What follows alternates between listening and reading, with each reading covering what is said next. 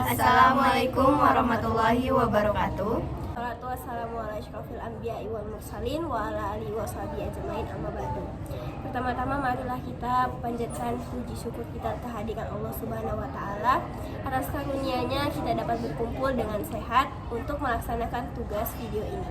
Yang kedua, tidak lupa juga salawat dan salam mari kita panjatkan ke junjungan Nabi kita, Nabi besar Muhammad SAW, yang melepaskan Allahumma sholli ala sayyidina Muhammad wa ala ali sayyidina Muhammad. Oke, sebelumnya yang terhormat kepada Bapak Dr. Yusyono MA sebagai dosen pengampuh di mata kuliah Pancasila. Oke, ada pepatah mengatakan, tak kenal maka tak sayang. Maka sebelumnya izinkan kami memperkenalkan diri. Kami dari kelompok 3 akan membahas tentang bab 4, yaitu Pancasila sebagai ideologi nasional. Sebelumnya, saya Mona Fiora Risa dengan NIM 0801232231 sebagai moderator, dan di sebelah saya Nama saya Hafijah Hapni dengan NIM 0801232238. dan di sebelah saya Nama saya Safira Alfia dengan NIM 0801233334. Nah, oke. Jadi di sini kami akan membahaskan 4 topik nih. Yang pertama, Definisi dan fungsi ideologi nasional. oke, yang kedua, Pengertian Pancasila sebagai ideologi dan dasar negara. yang ketiga, Pancasila sebagai ideologi terbuka dan tertutup, serta yang terakhir yaitu Pancasila sebagai ideologi dan ideologi lainnya.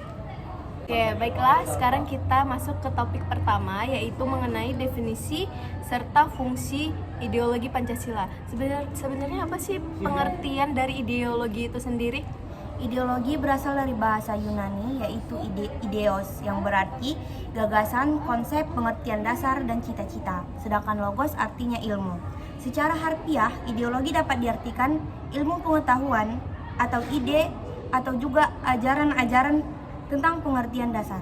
Dari berbagai pendapat di atas, Itoyo menyimpulkan bahwa ideologi adalah gagasan, cita-cita, dan nilai dasar yang membentuk sistem nilai yang utuh, bulat, dan mendasar. Yang kedua, merupakan pencerminan dalam pandangan hidup dan filsafat hidup suatu bangsa. Yang ketiga, membentuk kepercayaan politik yang tokoh sebagai hasil pandangan bersama. Dan yang terakhir, menjadi landasan yang tangguh dalam arah mencapai cita-cita bangsa. Yang kedua, makna dan fungsi ideologi bagi bangsa. Makna ideologi Pancasila adalah sebagai keseluruhan pandangan cita-cita, keyakinan dan nilai bangsa Indonesia yang secara normatif perlu diwujudkan dalam kehidupan bermasyarakat, berbangsa, dan bernegara. Menurut Puspowarjo, ideologi memiliki beberapa fungsi, yakni 1. Struktur kognitif, yang kedua orientasi dasar, yang ketiga norma-norma yang menjadi pedoman pandangan hidup seseorang untuk melangkah dan bertindak, yang keempat bekal dan jalan bagi seseorang untuk menemui identitasnya, yang kedua itu Pancasila sebagai ideologi pembangunan. Pancasila bukan hanya berfungsi sebagai pagar dalam peraturan politik, melainkan memberikan orientasi dalam pembangunan wawasan ke depan dengan konsep-konsep yang secara substansial dieksploitasikan dalam nilai-nilai dasar dari 5 sila. Pengertian Pancasila sebagai ideologi dan dasar negara. Pancasila sebagai dasar negara. Pancasila sebagai dasar negara merupakan fungsi dari pokoknya. Dalam hal ini, Pancasila dipergunakan sebagai dasar untuk mengatur penyelenggaraan negara ataupun penyelenggaraan pemerintah. Sebagai dasar negara dimuat dalam pembukaan Undang-Undang Dasar di alinea keempat. Dalam perspektif cultural studies, ideologi seperti dikatakan Louis Althusser merupakan satu dari 3 unsur atau level primer formasi sosial.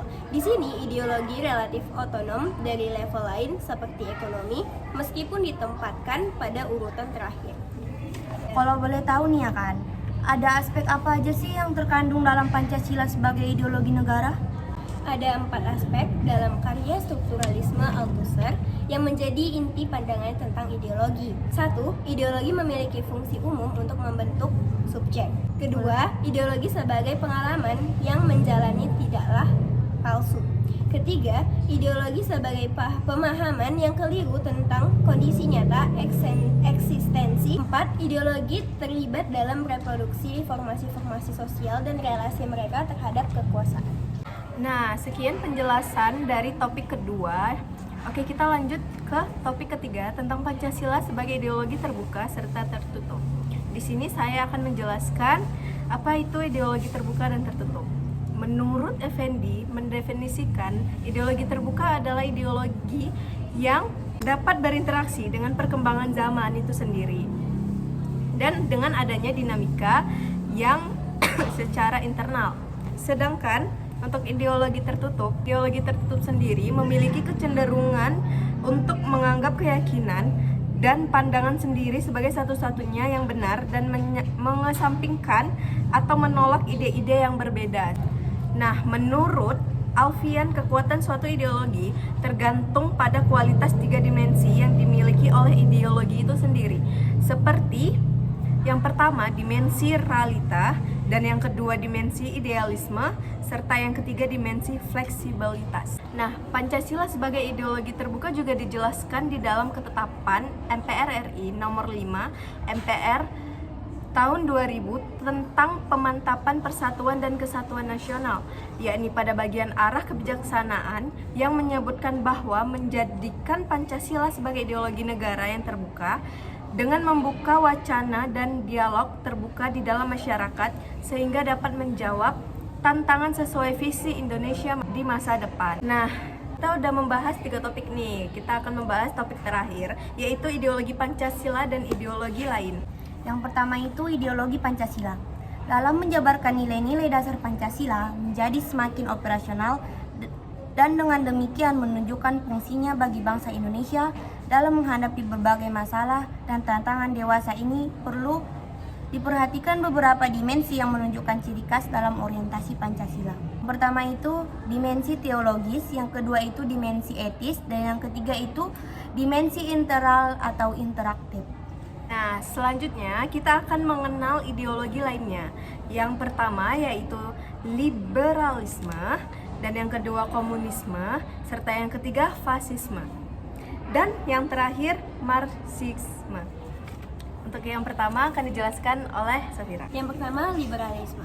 Liberalisme berarti dari kata liberalis atau kata Latin yang merupakan kata turunan dari liber yang berarti bebas, merdeka, tak terikat, dan tak bergantung. Ideologi ini mementingkan kebebasan perorangan. Ia terpakul dalam aspek segala kehidupan. Nah, untuk yang kedua yaitu ideologi komunisme. Ideologi komunisme sendiri ini adalah ideologi yang berkenaan dengan filsafat, politik, sosial, dan ekonomi yang tujuan utamanya menciptakan masyarakat dengan aturan sosial ekonomi berdasarkan kepemilikan bersama alat produksi dan tidak adanya kelas sosial, uang, dan negara. Topik ketiga akan dibacakan oleh Hafizah. Yang ketiga itu fasisme. Fasisme merupakan sebuah ideologi yang berusaha menghidupkan kembali kehidupan sosial, ekonomi, budaya dari negara dengan berdasarkan pada dasar nasionalisme yang tinggi dengan ciri-ciri realisme, diktator, dan imperialisme. Nah, untuk yang terakhir mengenai ideologi Marxisme yang akan dijelaskan oleh Safira. Marxisme merupakan bentuk protes Marx terhadap paham kapitalisme.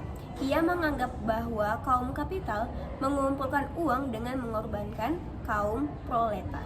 Baiklah, sekian penjelasan dari kelompok kami. Bila ada salah, mohon maaf karena tiada yang sempurna di dunia ini kecuali Allah Subhanahu wa Ta'ala. Biru laut seperti kolam, ikan paus pandai menyelam. Dari lubuk hati yang paling dalam, saya tutup penjelasan dengan salam. Wabillahi taufiq wal hidayah. Wassalamualaikum warahmatullahi wabarakatuh.